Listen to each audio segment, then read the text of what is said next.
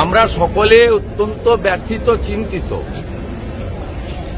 বাংলাদেশের হিন্দুদের অস্তিত্ব রক্ষার লড়াইয়ের যিনি নেতা চিন্ময় কৃষ্ণ প্রভুকে দুপুরবেলা মৌলবাদী ডক্টর ইউনূস সরকার গ্রেপ্তার করেছে।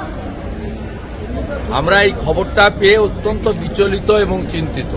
আমরা সকলে ভাবিত বাংলাদেশে হিন্দুদের অস্তিত্ব রক্ষার যে লড়াই চলছে তার প্রধান মুখ চিন্ময় কৃষ্ণ প্রভু, তাকে মৌলবাদী ডক্টর ইউনূসের সরকার গ্রেপ্তার করেছে। আমরা নিঃশর্ত মুক্তি দাবি করছি। মুক্তি না দিলে বাংলাদেশ ডেপুটি হাই কমিশনেও বিক্ষোভ হবে এবং বাংলাদেশ বর্ডারে সনাতনীরা ধ্বজ নিয়ে অবরোধ করবে, যাতে বাংলাদেশে ভারত থেকে পশ্চিমবঙ্গ দিয়ে আমরা কোনো পরিষেবা নিতে দেব না। অবিলম্বে ইউনূসকে বলবো ইমিডিয়েটলি মুক্তি দিতে হবে।